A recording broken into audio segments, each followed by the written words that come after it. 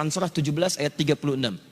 Inna sam'a wal basara wal fu'ada kullu ulaika kana anhu mas'ula. Sungguh pendengaran manusia, penglihatannya, bahkan apa yang ia fikirkan itu akan dihisab dan ditanya oleh Allah Subhanahu wa taala.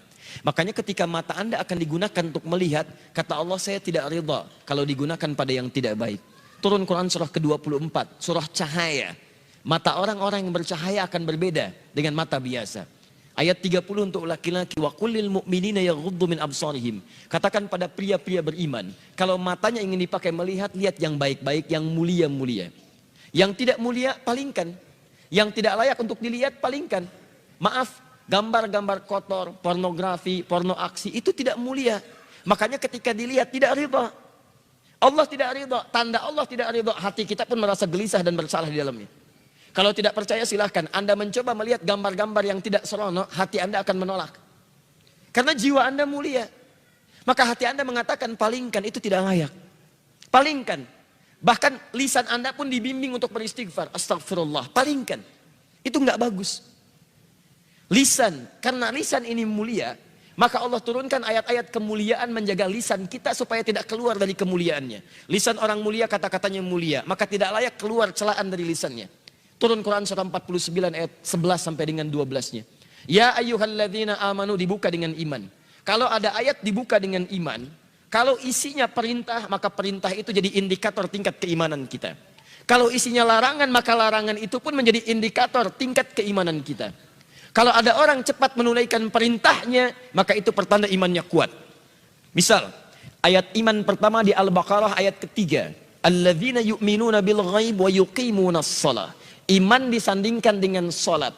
Ketika iman disandingkan dengan sholat, maka sholat menjadi indikator tingkat keimanan seorang hamba. Allahu Akbar, Allahu Akbar. Anda teringat langsung ke masjid. Iman Anda standar. Standar. Orang yang baru ingat Allah ketika dipanggil, itu standar. Bukankah Anda masuk kampus jam 7, datang jam 7, standar kan? Pas. Kalau Anda datang jam 6, waktu jam 7, Anda hebat namanya, lebih awal. Ada orang bahkan sebelum adzan sudah ingat sholat, itu imannya sedang tinggi. Tapi ketika dipanggil sampai adzan tuntas belum datang. Sampai qomat berlalu belum terpanggil. Sampai dekat waktu sholat yang lainnya belum ada getaran. Ini menunjukkan iman Anda lemah di situ. Lawannya, ketika ada larangan dibuka dengan kalimat iman, maka kemampuan Anda meninggalkan larangan itu pun menunjukkan tingkat kekuatan iman Anda. Ya ayyuhalladzina amanu la yaskhar qaumin qaum. Hei orang-orang beriman, jangan saling mencela. Ketika Anda mengaku beriman dan lisan Anda digunakan untuk mencela orang lain, maka ini menunjukkan ada yang kurang dalam iman Anda, lemah iman Anda. Anda terlihat rajin sholat, di situ menunjukkan iman Anda bagus. Tapi saat bersamaan Anda mencela orang lain, ini menunjukkan ada penurunan dalam iman Anda. Karena ibadah ritual akan nampak dalam nilai-nilai sosial dalam bentuk akhlak. Makanya Nabi memperingatkan, orang yang melakukan ibadah ritual, tapi kemudian melakukan dosa sosial, maka ibadah ritual pahalanya dipindahkan kepada hamba yang didosai itu. Anda keluar dari masjid, kemudian melecehkan orang lain dengan kata-kata Anda. Lihat tuh orang itu, belum mau ke masjid, iya, mungkin belum dapat hidayah ya, iya, bukan ahli surga. Itu sholat Anda, pahalanya pindah kepada orang tadi. Tu'khadhu hadza min hasanati di hadis Muslim, wa tu'khadhu hadza min hasanati. Diambil pahala ini dipindahkan kepada orang yang dicela. Anda katakan, alhamdulillah Ustaz, saya tidak seperti yang dibicarakan itu. Insya Allah, tidak seperti orang-orang itu tuh Ustaz. Membicarakan orang lain aja pekerjaannya, sama. Sama. Makanya ketika Allah turunkan larangan mencela, itu untuk menjaga kemuliaan kita. Supaya kita tidak dihinakan oleh orang lain. Karena orang-orang yang hatinya hina yang akan mengeluarkan kata-kata terhina. Nah kita itu diciptakan mulia. Jadi ketika lisan Anda mencela, Anda sedang menurunkan kemuliaan Anda di mata Allah Subhanahu wa ta'ala. Catat itu baik-baik. Nah sekarang persoalannya, ketika Allah muliakan Anda, justru Anda menyandingkan kemuliaan itu dengan hewan yang jauh statusnya. Maka ini merendahkan kemudian ketetapan Allah Subhanahu wa ta'ala, itu yang sangat berbahaya. Itu yang paling bahaya.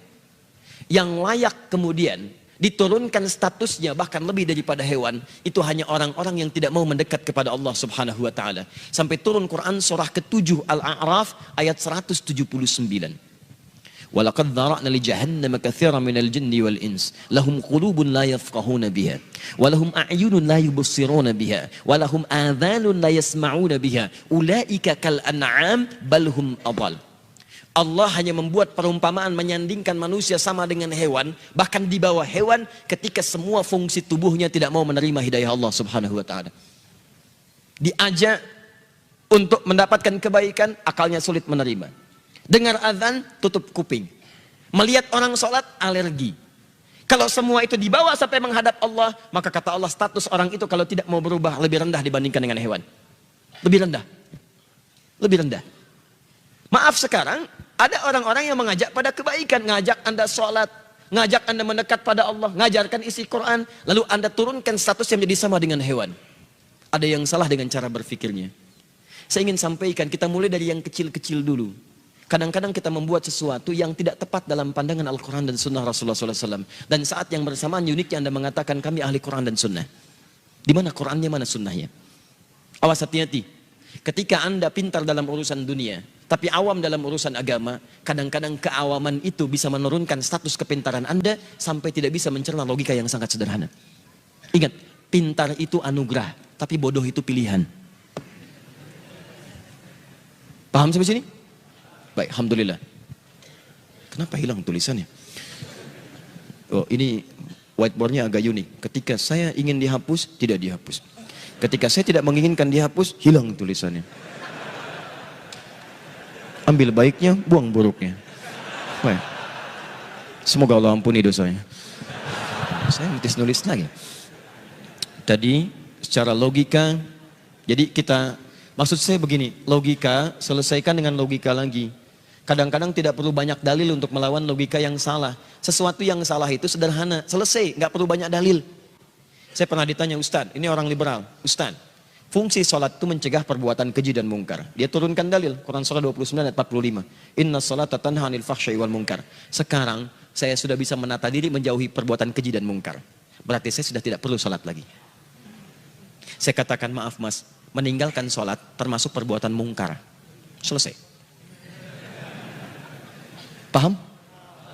Dia katakan, saya sudah bebas dari perbuatan keji dan mungkar, tidak perlu sholat lagi. Kami jawab, meninggalkan sholat itu perbuatan mungkar. Jadi kalau Anda meninggalkan sholat, berarti Anda belum terbebas dari perbuatan mungkar.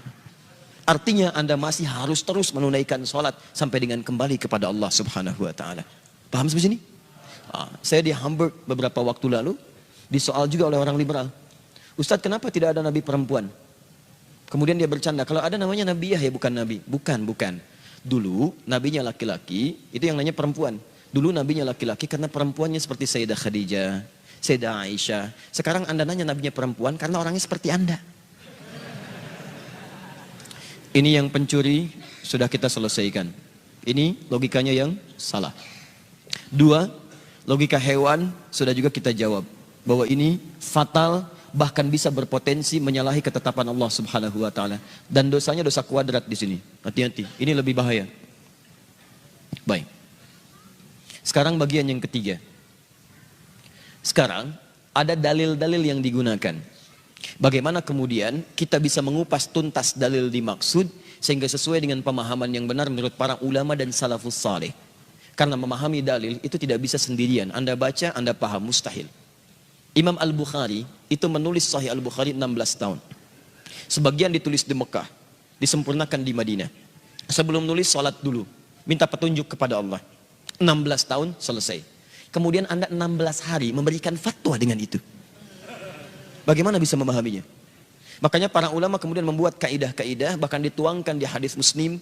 Nomor hadis kita akan lihat, misalnya kita ambil halaman 119 dulu. Di jilid yang pertama, paling kiri sebelah atas. Riwayatnya sampai ke Ibnu Sirin dan masuk dalam Sahih Muslim. Babnya, Babul Isnad Minad Din. Babul Isnad Minad Din. Alhamdulillah. Bab belajar agama dengan sanad. Sanad itu runtutan pengetahuan atau periwayat yang tersambung kepada Nabi SAW. Jadi kalau Anda ingin belajar, Anda mesti cari guru-guru yang benar, yang menyampaikan pengetahuan-pengetahuan yang itu tersambung sanadnya ke Nabi SAW. Dapat dari si fulan, dapat dari si fulan, dapat dari si fulan, itu sanad. Nah, kalau Anda memahami nilai pengetahuannya yang membimbing kita dalam beraktivitas, itu pengetahuannya disebut dengan isnad namanya. Nah, kata para ulama, pastikan kalau Anda ingin belajar, cari guru-guru yang ketika menyampaikan nilai-nilai pengetahuan, itu bisa dipertanggungjawabkan benar secara urutan sampai kepada Nabi SAW. Kenapa pentingnya? Karena ketika Anda belajar keliru, maka praktek ibadahnya, ad-dinnya itu bisa salah. Baik, contoh. Apa artinya ad-din? Agama. Apa artinya agama? Ad-din. Apa artinya ad-din? Agama. Apa artinya agama? Ad-din. Baik. Sudah. Kita kembalikan kepada Allah. Ya Allah, apa itu ad-din? Turun Quran surah ketiga ayat 19. Inna ad-dina 'indallahil Islam. Al-Islam. Jadi ad-din adalah Islam. Apa itu Islam? Ad-din. Apa itu ad-din? Islam. Apa itu Islam? Ad-din. Nah, sudah. Kembalikan kemudian keterangan Allah yang disampaikan pada Rasulullah terdapat di hadis Muslim nomor hadis yang ke-8, dikutip oleh Imam An-Nawawi dalam kitab Al-Arba'in nomor hadis yang kedua. Al-Islamu an tasyhada an la ilaha illallah wa anna Muhammadar Rasulullah wa tuqimas shalah wa tu'tiyaz zakah wa tasuma Ramadan wa tahujjal baita in istata'ta ilaihi sabila.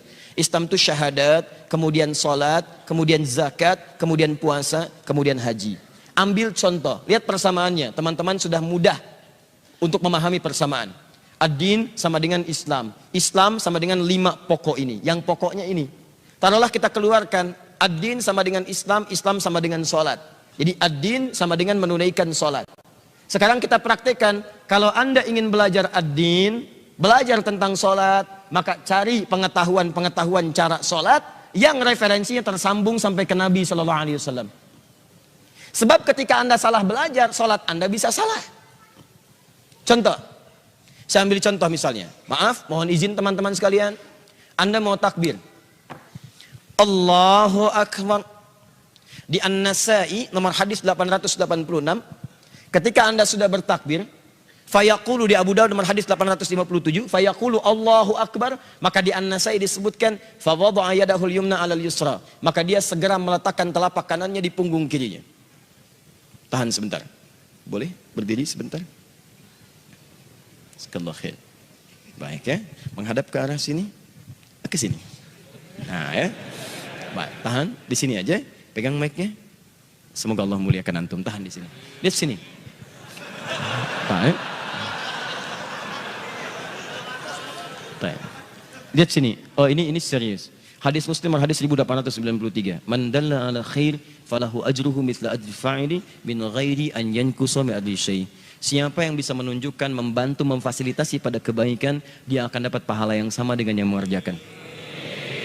Baik, semoga orang yang pegang mic ini mendapatkan pahala dengan yang bicara. Tanpa dikurangi sedikit pun. Baik, dan tidak cukup dengan amin. Paskan dulu mic-nya. Ya. Tahan sini. Lihat sini. Lihat baik-baik.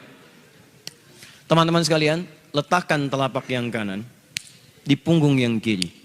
Saya belum akan bicara meletakkan dulu, tapi saya ingin bicara antara mengangkat dengan meletakkan itu pakai fawadha'a.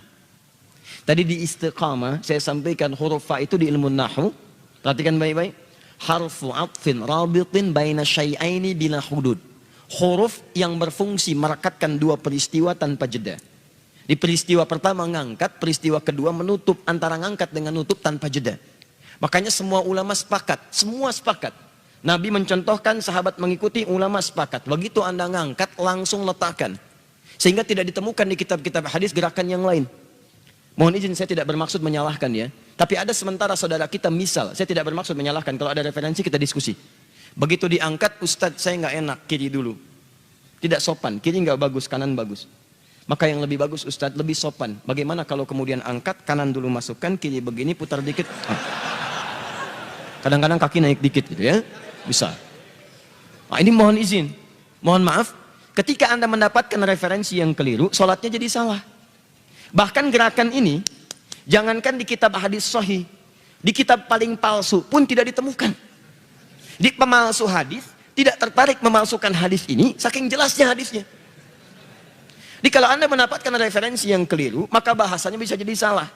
Maka dari itu para ulama menyampaikan ketika Anda ingin belajar tentang urusan agama, maka usahakan cari referensi yang tersambung kemudian kepada Nabi SAW. Paham sampai sini? Nama siapa? Akhtof. Akhtof. Akhtaf.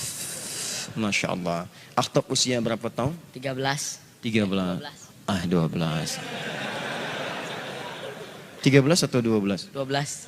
12. Sekolah di mana? Angkasa.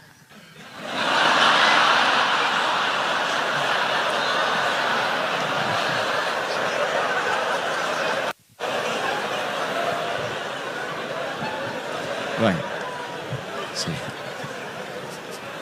Sebentar. Sekolah di mana? SD Angkasa. SD Angkasa, Masya Allah. Dekat dengan Merkurius ya. Ya. Alhamdulillah. Sudah lulus? Belum. Mau lulus? Baik. Kapan lu setahun lagi? Baik. SD Angkasa jauh dari sini? Jauh. Oh, Alhamdulillah. Kalau SMP mau kemana? Pesantren. Oh, Masya Allah. Baik. Mau pesantren di mana? Jogja. Jogja. Di mana? Di Sleman. Di Sleman.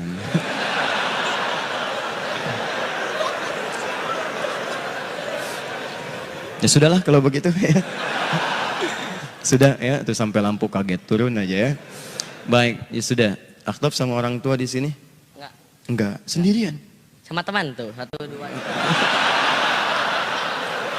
Aduh, makan apa hari ini? Baik, Akhtaf, alhamdulillah. Baik, Akhtaf apa berapa juz? 1. 1. Juz keberapa? 30 setengahnya. Apa 1 juz? Juz berapa? 30 setengahnya. Baik. Berarti setengah juz? Iya. Sudah, Atop kebanyakan di angkasa aja. Sudah Atop, silakan duduk lagi. Mas Dwi, saya beri hadiah untuk Akhtaf 5 juta rupiah insyaallah. Jazakallah khair. Waalaikumsalam. Sudah ya? Ada yang mau pegang mic lagi? Ini. Tahan.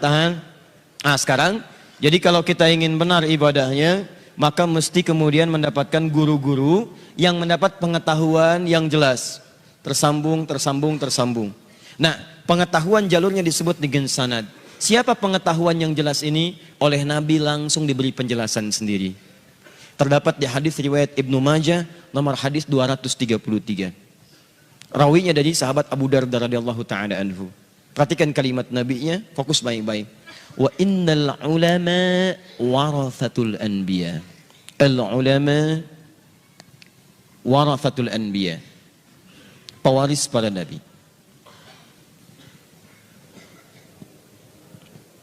Ini. Kalau Anda ingin belajar dari Nabi sallallahu alaihi wasallam, Anda kan sudah nggak bisa punya kesempatan lihat Nabi. Sekarang kita hidup tidak bersama Nabi. Bagaimana bisa belajar dari Nabi? Maka dari itu kalau ingin belajar hal yang tersambung pada Nabi, maka kemudian kata Nabi ikuti ulama. Maka di setiap zaman itu ada ulamanya.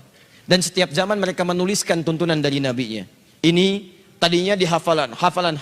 Tidak semua orang kuat hafalannya, dibuat kemudian kitab.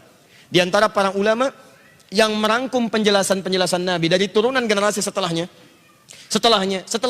mereka menghafalkannya dan kemudian menghimpun itu semua dalam bentuk kitabnya. Bintangnya ada 4. Di antara mereka ada Imam Abu Hanifah An-Nu'man, ada Imam Malik, ada Imam Asy-Syafi'i, ada Imam Ahmad bin Hanbal. Dari situ kemudian turun murid lagi sampai dengan kekinian. Dan di antara yang paling menarik, mereka kemudian mengeluarkan petunjuk ayat-ayat Al-Quran dalam bentuk kaidah-kaidah yang mudah untuk dipahami. Ayat-ayat yang terkait dengan pembahasan ini, itu yang nanti kita akan turunkan, nanti kita akan bahas itu semua. Dan kita akan sandingkan nanti dengan keterangan-keterangan sebagian dari sahabat-sahabat kita yang membuat kemudian pernyataan-pernyataan, kita uji dengan dalil-dalil ini apakah pernyataan itu benar atau tidak. Misal, sekarang ada istilah beda manhaj. Apa itu manhaj? Awas hati-hati. Kadang-kadang banyak memunculkan istilah tapi tidak paham dengan istilah itu. Saya pernah mau senyum susah, mau ketawa juga nggak tega. Kenapa? Karena ada orang-orang yang kadang memberikan istilah tapi keliru. Saya diciptakan oleh Allah Subhanahu wa taala sebagai laki-laki sampai hari ini. Dan tidak ada minat serta bakat menjadi keluar dari kelaki-lakian. Satu kali saya ngisi pengajian. Kemudian seorang ibu datang. Ustadz, terima kasih memberikan penjelasan inspirasi yang sangat bermanfaat. Alhamdulillah. Jazakillah khair. Awalnya kita serahkan ke Allah semuanya. Tapi bagian terakhirnya itu yang saya banyak berdoa. Teman-teman, ada beda antara laki-laki dengan perempuan. Dalam bahasa Arab, laki-laki seringkali identik dengan A. Laki-laki A. Kamu laki-laki anta. Kamu perempuan anti. Punya kamu laki-laki ka, kolamu ka. Punya kamu perempuan ki, kolamu ki. Terima kasih pada laki-laki a jazaka. Terima kasih pada perempuan ki jazaki. Saya saat itu masih pakai baju batik, masih pakai peci, jelas kelaki-lakiannya. Ibu itu mengatakan jazakillah khair. Sekarang muncul istilah-istilah yang bahkan tidak banyak dipahami oleh orang-orang awam, bahkan yang belajar sekalipun. Dan istilah itu muncul diperkenalkan dan keliru karena bertentangan dengan penjelasan-penjelasan para ulama. Beda manhaj. Sekarang tanya, apa itu manhaj? Tesis saya yang kedua tentang manhaj. Manhaj Ibnu Aqil fi syarah Alfiyat Ibni Malik. Manhaj. Beda antara manhaj dalam nilai akidah. Beda pengertian manhaj dalam fiqih. Beda pengertian manhaj dalam lughah. Itu berbeda satu dengan yang lainnya. Sekarang Anda akan bawa ini ke ranah pengertian agama. Apa yang dimaksud dengan itu semua? Saya akan turunkan ayat-ayatnya, kita turunkan kemudian kalimat-kalimatnya, setelah itu kita akan sandingkan dengan pemahaman kekinian. Dan pemahaman itu yang kita kupas. Kalau baik, silahkan ambil manfaatnya. Kalau tidak, kita sepakati tinggalkan. Tapi kita sepakat bahwa kajian kita tidak bermaksud untuk mencela atau bahkan menghindarkan keburukan-keburukan dari orang lain. Paham sampai sini? Wah, jadi kalau setelah kajian ini banyak update status mencela orang, saya tidak pernah mengajarkan itu semua. Kita hanya mendudukan satu persoalan sesuai dengan kedudukannya. Kalau itu bermanfaat, silahkan gali manfaatnya. Kalau itu tidak baik, kita tinggalkan bersama-sama. Tanpa harus kemudian menjadikan kita berselisih satu dengan yang lainnya. Anda boleh berbeda dengan orang lain, tapi tidak harus menghalangi Anda untuk minum teh bersama-sama. Paham? Tidak. Baik ya? Gak apa-apa ya, insyaAllah. Sepanjang saya lebih cepat, saya menghapus. Jazakallah khair. Silahkan, jazakallah. Cukup ya? Tidak, cukup dulu insyaAllah. Baik. Tapi saya sampaikan dari sekarang supaya tidak kecewa. Menghapus beda hukumnya dengan megang mic ya.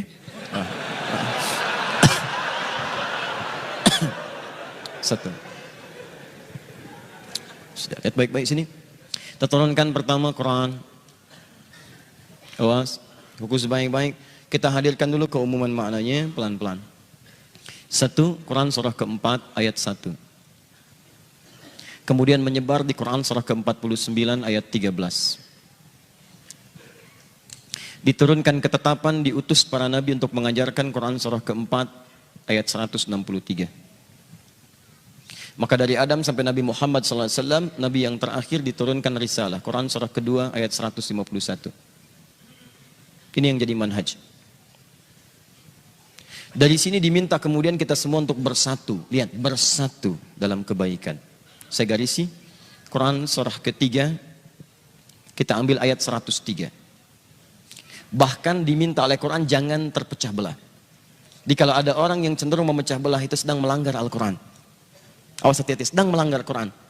Bahkan yang paling unik kalau mengatakan kami Quran, kami sunnah, tapi isinya melanggar Quran ada sesuatu yang salah yang harus direnungkan. Saya mengajak untuk merenungkan ya, coba kita renungkan lagi keadaan kita. Jangan-jangan selama ini kita merasa baik, tapi ukuran Quran dan sunnah menyebut kita belum baik. Ya, ini. Setelah itu bagaimana sikap Nabi SAW? Beliau mempersaudarakan sampai muncul persaudaraan yang sangat luar biasa. Diabadikan di Quran surah 59 ayat 9 sampai dengan 10. Turunan dari ini penjelasannya disebut dengan sunnah. Quran surah ketiga ayat 31. Diminta kita mengikuti sunnah. Ini tuntunan terbaik yang bisa kita ikuti. Diturunkan ayat Quran surah ke-33 ayat 21. Yang paling menarik, baik penjelasan ataupun Al-Quran atau baik penjelasan Al-Quran ataupun dari rincian hadis, ada potensi-potensi berbeda dalam mengamalkannya. Dan itu sangat dihargai oleh Quran sepanjang mendekatkan diri kepada Allah Subhanahu wa taala. Bahkan diminta kita berlomba dalam perbedaan itu. Quran surah kedua ayat 148. Tahan. Ada hal-hal spesifik yang tidak boleh berbeda. Satu di situ. Harus sama. Itu yang kemudian diturunkan langsung tegasnya tentang misal urusan din. Di Quran surah 3 ayat ke-19. Ketika Anda berpaling dari ini, bahkan beda dengan ini, maka resikonya bisa neraka jahanam. Quran surah keempat ayat ke-48. Tahan. Atau Anda mencoba mengolok-olok ini, tidak keluar dari ini, tapi mengolok-olok ini, ayat-ayat Quran diputar balikan. Hadis-hadis Nabi misalnya, maaf ya, diolok-olok dan sebagainya. Maka Anda akan berubah statusnya dari muslim jadi munafik dan orang pertama yang akan masuk neraka jahanam. Orang yang pertama masuk neraka jahanam itu bukan orang kafir, tapi orang munafik. Orang munafik. Orang kafir diikutkan pada orang munafik. Wawunya ma'iyah. Di Quran surah keempat ayat 140. Paling kiri sebelah bawah. Qad nazzala 'alaikum fil kitabi an idza sami'tum ayatillahi yukfaru biha wa yustahza'u biha fala taq'udu ma'hum hatta yakhudhu fi haditsin ghairi innakum idzan mithluhum. Innallaha jami'ul munafiqina wal kafirina fi jahannam jami'an. Allah akan menghimpun orang munafik dengan orang kafir di neraka bersamaan. Yang disebutkan munafik dulu. Kalau orang kafir masuk neraka saat di akhirat wajar karena tidak ada iman. Tapi kalau orang munafik di dunia merasa beriman, tapi imannya digunakan untuk menyerang saudaranya. Itu yang paling bahaya. Maka diberi pelajaran, diseret duluan ke neraka jahanam. Kalau tidak percaya coba aja. Dah. Kemudian saya tunjukkan contoh-contoh hadis dan nanti kaidah ulamanya. Contoh hadis ini saya kosongkan dulu supaya mudah memberikan contohnya. Nanti kaidah ulamanya kita turunkan menjadi satu kajian. Kajian ini disebut dengan fikih ikhtilaf namanya. Fiqhul ikhtilaf. Ini yang bisa menjembatani semua persoalan-persoalan perbedaan bisa dijembatani sehingga bisa saling mengerti satu dengan yang lainnya. Ada hal yang kita sepakati, di situ kita semua mesti satu. Kalau beda, itu yang kita berikan solusi. Tapi indahnya Quran, sekalipun beda, ada cara untuk memberikan solusi terbaiknya. Saya tidak pernah temukan dalam Al-Quran, kalau beda dengan dia, marahi dia. Itu nggak ada. Nggak ada. Bahkan termasuk dengan non-muslim, indah dalam Islam itu. Indah. Anda bahkan dilarang untuk memperkenalkan Islam kepada orang lain dengan cara paksaan. Dilarang. Turun Quran surah kedua ayat 256. La ikraha fid din. Gak boleh paksa orang untuk bisa kemudian mengenal atau bahkan masuk ke dalam ad-din Islam. Baik cara halus atau kasar. Setelah pengajian ini Anda datang ke daerah pengungsian misalnya, sedang tertimpa bencana, tiba-tiba Anda bawa Indomie, bawa Supermi. Anda paksakan ke situ, orang sedang kelaparan. Pak, Indomie Pak. Maaf, masuk Islam dulu kami kasih Indomie. Tapi kan Indomie Pak kami butuhkan. Tidak, ini Indominya Indomie Islam. Seterusnya. Tidak boleh. Dosa Anda. Apalagi dengan cara yang kasar. Hati-hati. Anda jadi dokter, tiba-tiba masuk ke daerah bencana. Terus Anda berikan obat. Obatnya naikin dosisnya sampai ada ketergantungan. Begitu dia minta bagian dari obat yang Anda katakan, masuk Islam dulu baru saya berikan obat. Dosa Anda. Dosa. La ikraha fiddin. Kita tidak pernah mengenal cara-cara seperti itu. Apalagi Anda yang menggunakan bom, gunakan senjata, gunakan pedang dan sebagainya. Masuk Islam. Dosa. Tidak boleh. Tadi di Istiqomah saya sampaikan, di beberapa tempat, teman-teman sekalian, itu berbahaya. Berbahaya. Waktu bom di Jalan Tamrin tuh saya di Lampung tuh.